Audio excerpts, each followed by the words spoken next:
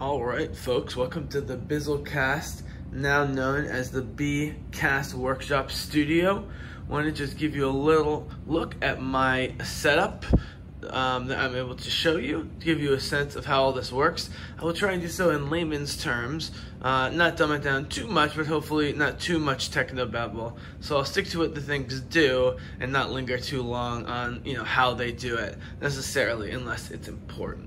So my main two computers are my MacBook Pro here, it's only about a year or two old, and a crazy powerful gaming rig, which I'm going to get to, PC, which I use for different things. Now, I started podcasting on my own and then with guests starting in 2015. It's been over 4 years. If you count all the podcasts I've released, including on different channels and for other people, I've done over 300 podcasts, and I've become extremely efficient at recording podcasts live in such a way so there's minimal editing that needs to get done, and I can flip a 1 hour podcast if people's sound is okay and they're team players with what we're trying to do. I can run that podcast almost immediately after it's finished and not to spend too much time editing and mixing. Here are my Sony Pro headphones. I've had them seemingly forever, still sound amazing. For monitoring, I actually use in-ear buds for during the podcast to block out outside sound and so it doesn't bleed. I still like to do, if it's just a one-on-one or three-person audio podcast with no video component, I still really like to use the Mac because I like the the plugins that come with it. This is Audio Hijack Pro, I believe they call it now. This has been here forever, or I should say it's been around forever. And if you look at the top and look at the bottom, you'll see there's two different feeds. So this is my normal setup. This is my actual normal setup for when I do an audio podcast. Usually someone calls in on Skype there. I have a whole bunch of filters, de-hum, de-noise, a low-pass filter, which is hard to explain, has to do with compression and also blocking out sound, adjust the volume, what files are going to record to, mono, stereo, etc., and how am I going to hear it as it's going on. From me, comes from my professional Rode Podcaster mic, which is worth probably $400 and is absolutely amazing. I denoise myself actually, just so things like dishwasher and air conditioning doesn't get through, volume, recorder, etc. And these are all other more advanced plugins over here that I can use and sometimes do in order to make the recording experience better. As part of that, so there's Skype. I'm trying to get more people onto, onto this thing, which is called Discord. And the reason is, it's free, it has a ton of options, it's a little overwhelming, but there's only a few you really need to use. And what's great about it is, just as a chat program, these are all private chats I have going on, but you can also create a server. Here's a BCast server where you invite people, give them different levels of admin if you want, and have discussions. Normally what you'll do is you'll create a discussion, such as here, and then you'll invite a friend or two or three, depending on how many are on the podcast, into the discussion.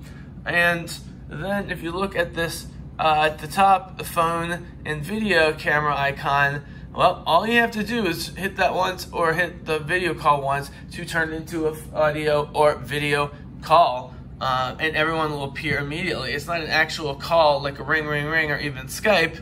You're already actively chatting, and they just open up the call in video. You'd think this would lead to worse sound in video. It actually leads to better sound in video. And if you're the person with the Discord channel, which would probably be me, hopefully, if I'm recording it, then I can adjust people's volumes on the fly on this end, because it can get complicated when there's more than one or two people coming in on Audio Hijack for the volume to be balanced the way I want to, unless you're doing it on your side, which is very possible. This is my wave editor. I guess I should open something. So this is what a finished wave looks like. I'll show you what an unfinished wave looks like. So when you first get a wave coming in, let's see if I can find that. So you see how it's sort of prickly. It's not really reaching the top or bottom as much.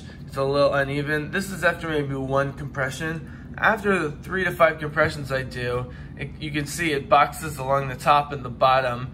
And the reason compression's great, it takes, in theory, it could take some quality of voice or uniqueness of voice out because you're pressing everything into the middle and then expanding the amplification so that it's even.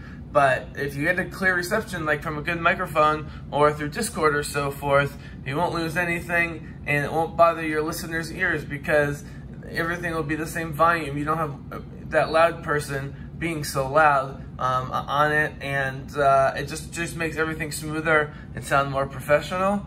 I only use this for very minor changes. I mostly do the edits through GarageBand. You know, still a free program on the Mac, which I highly recommend. Let's see, do I have any programs I can open? There we go. So those are 2 recordings that I haven't done anything with yet. I line them up. Over here, I can add as many tracks as possible. So, you know, again, if you're coming with, let's say, 2 to 3 people, plus, you know, myself, you know, just as a test person before and after the show, and then the 3 people you want to add, it's as simple as doink. Should be as simple as, there we go. Well, I copied the track in this case, but no, you just keep adding blank tracks there. And it's got a great number of dials down here. You know, you got a full EQ if you want, effects. That's for the master. You also can go for individual tracks, EQ control. I have this down to a science, especially after we've done 1 or 2 podcasts together, and I know what to expect in terms of the highs of your sound, the lows of your sound, mid-range. Do I need to compress it more? Are you already using a compressing mic? Is it bright enough? Is there enough color? So all this stuff, it seems complicated, but I actually turn around quite quickly. So basically what happens is I record from Skype or Discord, I throw it into GarageBand, I make whatever cuts or edits I need, I then do my first export, which I then put into Twisted Wave, and this is just the result of edit, export, re-import, back into GarageBand, more small changes, export, into GarageBand, export, that sort of thing. But because, you know, the idea is that I will be recording live, then I'll be able to control how the sound is coming in terms of quality and volume from the beginning. And so other than editing it out, some things that you guys want edited out, like there's a 5-minute break or someone says something you don't want on air, it's quite easy. I mean, I'm not gonna say it's easy, but I've done it a million times for me on GarageBand to do such a thing. And then once the WAV file is complete, if you want to throw a music track back in the beginning or the end, I just pop it in there, and then I just export this as an AIFF, MP3, AAC, WAV, whatever you could possibly need, and that's pretty much it for audio podcasts.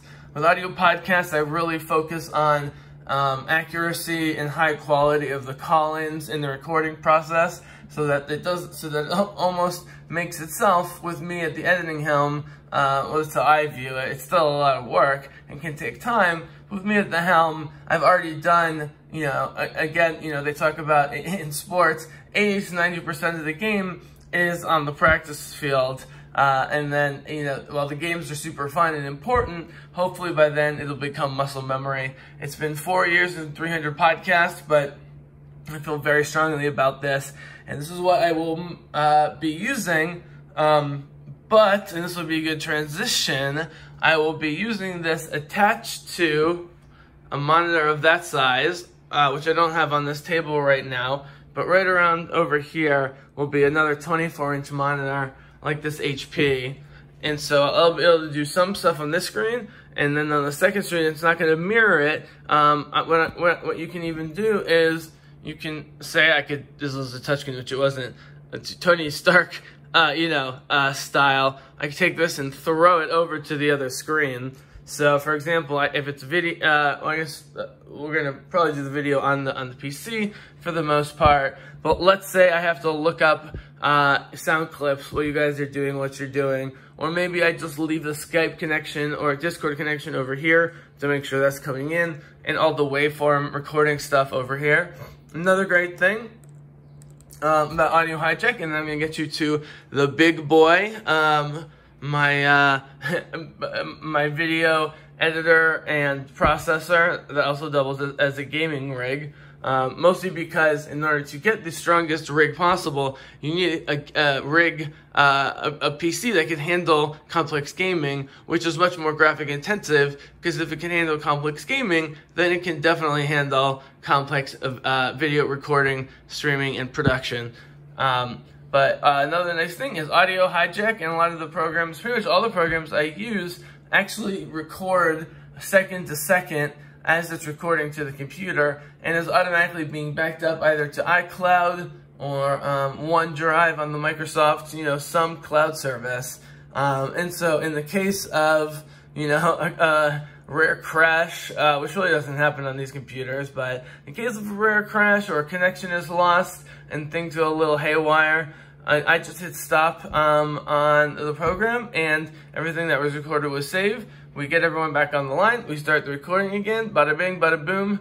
That is your podcast recording on the MacBook Pro. All right, folks, time for the big boy.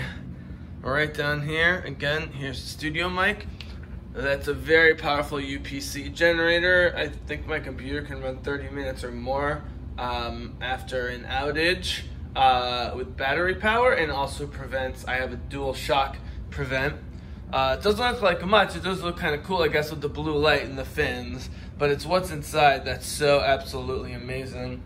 I was given this in a trade, basically, with a former student of mine who is now a good buddy of mine, and who was buying a new rig and knew I wanted to get back into the PC business. And so we did a little trade-off. It needed a few pieces, a new wireless adapter, which I got for super high-speed wireless, but most importantly is this guy right here. GeForce GTX 1660 by Gigabyte. It is just a whole lot of graphics power with two ginormous fans built in. And again, there's a lot of open spaces on purpose on this computer for ventilation, but the ventilation on the GPU, as they call it, the graphics processing unit, is really unsurpassed. They call this sort of a mid-range gaming graphics card, but a mid-range graphics card can handle basically an unlimited number of video feeds, which I'm going to show you right now. So as an example, this is my main program, OBX. It's public domain, or whatever you want to call it. So these are pre-recorded clips from StarCraft, which is probably my favorite, or one of my favorite computer series. There you can see me in the black and white window right there. But I just wanted to show you this because you basically can put as many windows as you want wherever you want. And just imagine that, let's say you have a 3-person podcast. I won't be on there, at least on the screen. Hopefully I'll be recording. But 3 of those windows would be you guys. And then the 4th window we use to show clips from politics, sports, media, music, whatever it is your heart's desire. I control it here. I control the volume. I control how the output looks in terms of the video quality and the color. I can control down here, right down there. You can see I can control the volume for everything. I have individual profiles, so you'll have your own profile. You can easily add people, clips, both video and audio. And so this is my baseline program for recording and streaming. Let me not bury the lead here. So if I zoom in, let's see, where's my mouse? Where's my mousey mouse? There it is. All right, guys, so you see, it says start streaming, start recording. If I hit start recording, what's gonna happen is it starts recording a local video of everything here to my computer. And I'm gonna do that every single time. But I also, if you're doing video, you might as well do a live stream on YouTube and Twitch, even if it's only for a few people, and then we can make it on demand later.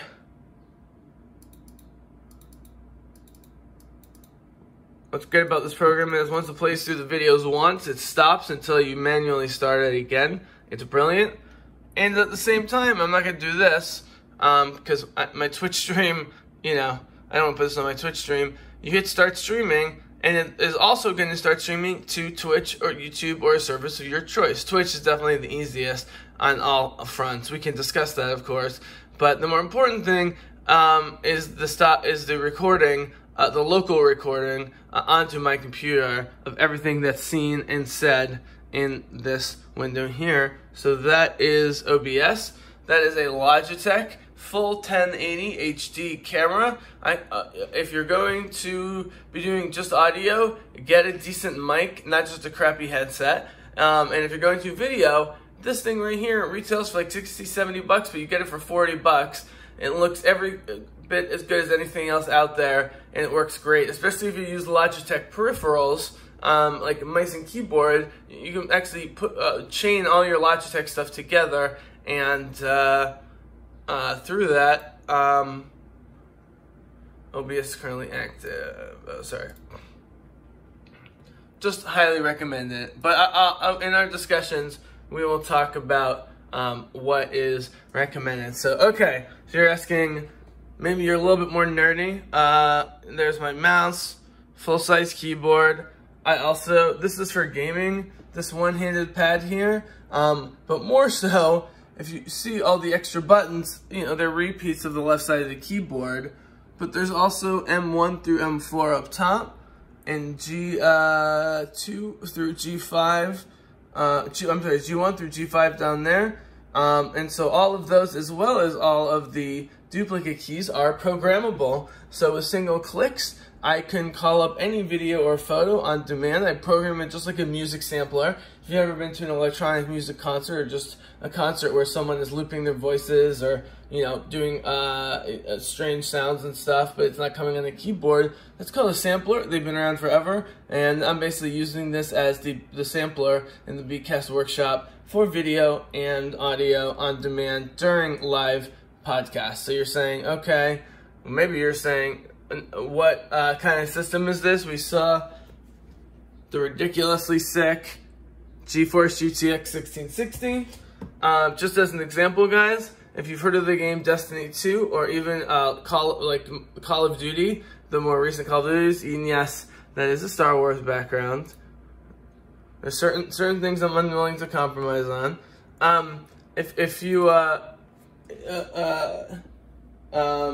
know, like, the top tier shooters, or you even can imagine how much graphical power, this card on this computer allows me to play in ultra mode, which means all the details set up, which means, you know, there's less than 0.01%, you know, home computers out there can do that. So I'm very grateful to Ethan for both hooking me up with this computer and setting me up. The Windows 10, obviously, it has well, they call it a quad core, but it's really a double quad core. It's an 8-core i7, which is still the creme de la creme. There's an i9, but combination of the power and performance, i7 is still the best. The 4770K is very highly regarded at 3.5 gigahertz. So 8 chips at 3.5 gigahertz is a ton of power still in 2019. Alright guys, well, here it is. Super HD monitor, courtesy of HP. As you would expect, there's more video programs you need generally than audio programs, not always. I do want to mention, however, that I am planning on, I have a crazy amount of bandwidth here. I am planning on still using my Mac to record the sound quality, because I still prefer the sound filters on the Mac. So basically, there'll be at least 3 recordings going. There'll be the stream going online if you're video streaming. If you're just want to do video recording, there's that. Now this will also be recording the sound both in the video and separate from the video. And the separate from the video will be at the Mac. And then I just have to align it later with a program such as At the moment, I'm pretty strongly leaning towards Pro Director 17 Ultra, Power Director 17 Ultra by Cyberlink. I have other apps, some which are cheap and easier to use, some which are less cheap and harder to use. This seems to strike a nice middle ground. I just want to point out the top there is WavePad Masters Edition. It is licensed. I paid for it. I had a situation about 6 months ago where my Mac and mic broke down and my PC rig I had just gotten, it was not up and working. And I happen to still have a 2011 or 2012 Lenovo ThinkPad, which is an absolute tank and still works great. And I still wanted to do some audio editing, and so I got the WavePad Masters, and it is extremely powerful. I've been able to do compression, as I mentioned, on a single pass. That sounds great on this, which is great, again, for video, because we're going to be doing video all up on this PC. And so if I can just do one or two passes on the waveforms, and then, throw the sound file back with the video file, that would be amazing. Obviously, I can't promise that like I said, I can turn around an hour-long podcast between two people, assuming they don't need a lot of cuts. I can turn it around in, less than an hour, and that includes uploading and so forth, which we'll get to close out. Video is going to take a bit longer, but, if we do it earlier in the day, or if I have, 48 hours to do it, it's not going to be a problem to get that done, especially if we're all working together and on the same page. Right here is the VRS recording system. Has 42 channels that I'm aware of. Now, this has to do with splitting the sound. So if you have 3 or 4 people, that they all are coming in on different channels, that doesn't really work with Skype or Discord, and we don't really need it. But if you're very serious about it, or want to use professional VoIP software, voice over internet protocol software, where you can give everyone their own channel, it's not that much more work for me after the initial setup. And so I'm fully able to, fully able and willing, more than willing, to give that a try. And here we have Prism, which is a converter, so that whether we record in MOV or MKV or some combination, I can use this program and some other ones I have to record video. That is about it, folks, for the intro video. The rest we can discuss. Here's the web shop, BCast Workshop. People are asking me, what's the deal with this gorgeous artwork on the front? This is a photo I took in Granada, on the hills of the Alhambra, and one of my trips. I've been there 3 times in the last 15 years, and that's actually a mural by the most famous muralist in southern Spain, if not beyond, and it really has to do more with my aesthetic than anything else. If you scroll down the page, you can see how many podcasts I've produced since 2015 and all the guests I've produced. It talks about a little bit about the services, how to contact me. Primary services is going to be offered through these videos, which will have been onboarded by then. And yes, I am co-founder of a successful world music company called Modiba Productions that's still going. You can find out more there. And then, of course, I have a picture of my SoundCloud page, which is where all my podcasts are. And if you find 300 podcasts hard to believe, well, the main feed has almost 300, but then I have a number of sub-feeds that have a whole bunch of others. So one thing you're going to have to consider is who hosts the podcast. There's a difference between hosting a podcast and the RSS feed. The hosting is the physical hosting. SoundCloud is so cheap considering how long and big my podcasts are. Most, like Podbean, charge you an arm and a leg, and then all you do is go to iTunes and Google Play and give them your RSS feed, and from there they just add it to everybody's what's the word I'm looking for? Just various apps on their various devices to listen to podcasts. So where's the Bizzles? Here we go. Bizzlecast brought to you by the Bizzle. Yeah, see, it claims I'm only at 243, but if you go back, so you go to bizzlecast.com, guys, you can see I am well over 300. I'm great at what I do. I love doing it, and I want to help other people with it. So contact me at bcastworkshop@gmail.com. And we will constantly have new developments in terms of technology and apps, but we will always be using the best stuff. And I hopefully the technobabble I used is both sufficient but not overwhelming. And of course, part of our free consultation will be to answer any and all questions you might have. So, as at least Ray and Luke would say, may the force be with you. Hey there. The final word is that I worked in the music business for a number of years and worked in the early days of social media, did PR, marketing, and so forth.